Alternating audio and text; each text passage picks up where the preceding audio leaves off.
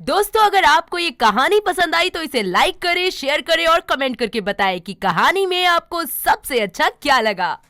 अनामिका घर के मंदिर में पूजा कर रही थी कि तभी उसकी सास विधि वहाँ आ जाती है और उससे कहती है, अरे अनामिका, तुझे कितनी बार कहा है कि घी के दिए जलाया कर, मगर तू तो मानती ही नहीं। जी माँ जी, अभी जलाती हूँ। ओफो अनामिका, तुझे कितनी बार कहा है कि मुझे माँ जी नहीं मोम बोला कर, मोम, मगर तू तो समझती ही नहीं। ओके मॉम, अभी घी के दिए जला देती हूँ। हाँ, मैं कोई टिपिकल सास जैसी नहीं हूँ कि सारा दिन अपनी बहू से माँ जी माँ जी माँ जी सुनती रहूँ। आफ्टर ऑल मैं भी तेरे जैसी हूँ, यंग। हाँ हाँ, बुढ़िया होती जा रही है, लेकिन नखरे तो 18 साल की लड़की के जैसे हैं। अरे बोल ना, चुप क्यों हो गई? क्या बोलूं माँ जी? फिर से माँ जी? अरे क्यों मेरा दिमाग खराब करती रहती है, चुड़ैल। अभी तो आप बोल रही थी कि आप टिपिकल सास जैसी बिल्कुल भी नहीं है, तो अब क्या हो गया? हाँ तो क्या हुआ, हूँ तो सास ही ना। ऐसे ही दोनों सास बहू में बहस होना शुरू हो जाती है। वक्त बीतता जाता है और अनामिका अक्सर अपनी सास को माजी बोलकर जलाया करती थी। अनामिका को लोगों को जलाने में बहुत मजा आता था। ऐसे ही एक दिन वो अपने फोन पर अपने कॉलेज के फ्रेंड नकुल से बात कर रही थी। तभी वहाँ पर उसका पति विराट आ जाता है और उसको ऐसे फोन पर बात करता देख लेता है और फिर कहता है, किससे बात कर रही हो तुम? अरे मेरा दोस्त है नकुल, उसी से। तुम्हें कितनी बार बोला है कि मुझे अच्छा नहीं लगता कि तुम किसी और लड़के से बात करो। क्यों नहीं अच्छा लगता? मुझे जलन सी होती है। तभी तो मैं ये सब करती हूँ, क्योंकि मुझे बड़ा मजा आता है लोगों की जलाने में। कहीं तुम्हारी ये हरकत तुम्हें एक बड़ी मुसीबत में न डाल दे। देखिए, अब आप भी शुरू मत हो जाइए प्लीज। जाओ ना, तुम करो उस नकुल से बात। अरे मैं नहीं कर रही किसी से बात, ठीक है? इसी तरह कुछ दिन बीत जाते हैं और एक दिन अनामिका के घर पर कुछ औरतें आती हैं। अनामिका उन सभी का अच्छे से स्वागत करती है और उनको चाय नाश्ता करवाती है। थोड़ी ही देर में वहाँ पर विधि भी अपने बालों को काला कलर करके आ जाती है, मगर फिर भी उसके कुछ बाल सफेद रह जाते हैं और उन बालों पर अनामिका की नजर पड़ती है। तभी वो सभी के सामने कहती है, मॉम जी, आपके कुछ बाल सफेद रह गए हैं, लगता है कलरिंग अच्छे से नहीं हुई। नासपीटी बैल बुद्धि, सबके सामने बोलना जरूरी था क्या? क्या हुआ माँ जी, मदद के लिए मुझे बुला लिया होता, भला मैं आपको मना थोड़ी करती। अरे अपना मुंह बंद कर, समझी? ये बात सुनकर सभी औरतें विधि पर हंसने लगती हैं। विधि अपना इस तरीके से मजाक बनता देखकर वहाँ से गुस्से में अपने कमरे में चली जाती है। तो वहीं अनामिका इस सब का बड़े ही मजे से लुत्फ उठाती है। कुछ ही देर के बाद सभी लोग चले जाते हैं। ऐसे ही आए दिन अनामिका कभी अपने पति तो कभी अपनी सास को सताया करती और सभी को परेशान करती रहती, मगर अनामिका को इससे कोई भी फर्क नहीं पड़ता था। ऐसे ही एक दिन वो विराट से कहती है, पता है विराट, मेरी एक दोस्त है, उसका पति इतना अच्छा है कि क्या ही बताऊं। कभी उसके लिए नेकलेस, कभी अच्छी साड़ी, कभी महंगी सी घड़ी, पता नहीं क्या क्या लेकर आता है। अच्छा, मतलब मुझे तुम सुना रही हो? मैं तो तुम्हें कुछ देता नहीं हूँ, इसलिए तुम्हें तुम्हारी फ्रेंड का हस्बैंड पसंद है? अरे नहीं पागल, मैं तो बस ऐसे ही तुम्हें बता रही हूँ। अरे जानता हूँ ना, जब तक तुम मुझे जला ना लो तुम्हारे दिल को ठंडक नहीं मिलती। कितना समझते हो ना तुम मुझे। जब तुम्हारे साथ ऐसा होगा ना, तब तुम्हें भी पता चलेगा कि कैसा लगता है। लो जी, आप तो सीरियस ही हो गए सच में। सीरियसली तुम लेती नहीं हो बातों को, तो हमें ही सीरियस होना पड़ेगा ना।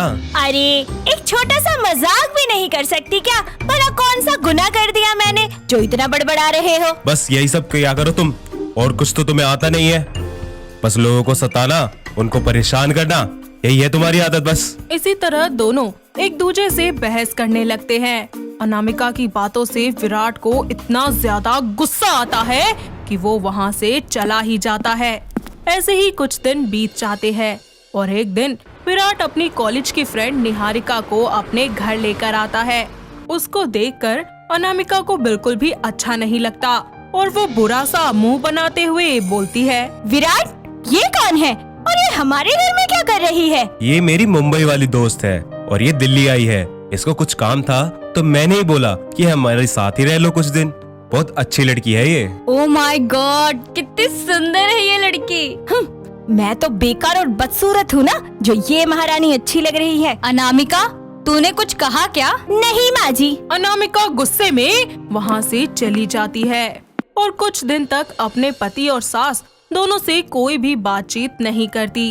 ऐसे ही एक दिन विधि और निहारिका दोनों बैठकर बातें करते हैं। विधि निहारिका से कहती है, कितनी संस्कारी लड़की हो तुम। अरे तुम जिसके भी घर में जाओगी ना, सबको खुशियों से भर दोगी। वैसे आंटी जी, आपकी बहू भी तो संस्कारी है, गुणी है। अरे क्या खाक संस्कारी है वो, सारा दिन तो एक दूसरे को जलाने में लगी रहती है। काश कि तू मेरी बहू होती, वो नास पीटी करम जली नहीं। अरे माँ जी, उन्हें दूसरों को जलाने में मजा आता होगा, तभी तो ये सब करती है। अरे क्या बताऊं, सारा दिन विराट को भी जलाती रहती है और मुझे भी जलाती रहती है। परेशान कर दिया है उसने। ओ, ये तो बहुत गलत बात है माँ जी। अगर मैं आपकी बहू होती, मैं तो कतई न करती ऐसा। तभी वहाँ पर अनामिका आ जाती है और उनकी सारी बातें सुनकर वो गुस्से से कहती है, हाँ, सारी कमियां तो मुझ में है, बाकी सब तो परफेक्ट है ना। अरे हमने ऐसा कब बोला कि सारी कमियां तुम में ही है। अनामिका अपने कमरे में चली जाती है और जोर जोर से रोने लगती है। तभी वहाँ पर उसका पति आकर उसे चुप करवाता है और कहता है, क्या हुआ, तुम रो क्यों रही हो? अरे तुम जाओ अपनी निहारिका के पास, मैं लगती ही क्या हूँ तुम्हारी। जब से निहारिका इस घर में आई है, आप और माँ जी दोनों उसके आगे पीछे लट्टू की तरह गोल गोल घूमते हो। मुझे कोई देखता नहीं है, कोई पूछता नहीं है, दोनों के दोनों मिलकर बस मुझे जलाने में लगे रहते हो। अरे साबित क्या करना चाहते हो तुम? पागल वागल हो क्या?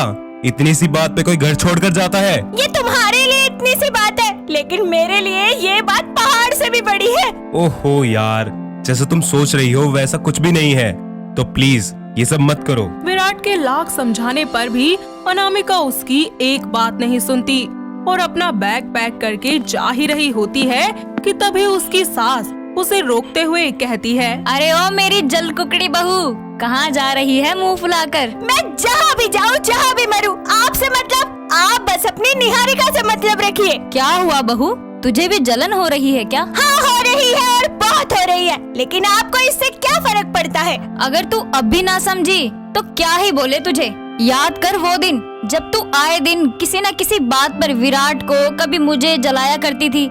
तो बेटा आज वो दिन तेरा है, जैसा हमें महसूस होता था आज वैसा ही तुझे महसूस हो रहा है। कहना क्या चाहती हैं आप? हम सब निहारिका के साथ मिलकर तुझे सबक सिखाना चाहते थे कि जब खुद के साथ ऐसा हो तो कैसा महसूस होता है। हाँ माँ जी, मैं मानती हूँ कि ये सब मेरी ही गलती थी, मुझे माफ कर दीजिए। अब से मैं ऐसा कुछ नहीं करूँगी, पक्का। बेटा खुशी उसमें होती है जब हम सबको खुश रख सकें। हाँ माँ जी, आप सही बोल रही हैं, मुझे मेरी गलती का एहसास हो गया है, प्लीज मुझे माफ कर दीजिए। कोई बात नहीं बेटा, अगर तू समझ गई तो बहुत अच्छी बात है ये। इस तरह अनामिका को अपनी गलती का एहसास हो जाता है और वो सभी से माफी मांगती है, जिसके बाद वो पहले की तरह किसी को भी जलाने और परेशान करना हमेशा के लिए बंद कर देती है और अपने पूरे परिवार के साथ खुशी खुशी रहने लगती है। तो दोस्तों, कैसी लगी आपको हमारी ये जलाने वाली बहू की कहानी? क्या आपके घर के आसपास भी है कोई ऐसी बहू जिसे लोगों को सताने और जलाने में इतना ज्यादा मजा आता हो? अगर हाँ, तो उन्हें ये वीडियो दिखाइए और हमें कमेंट करके बताइए।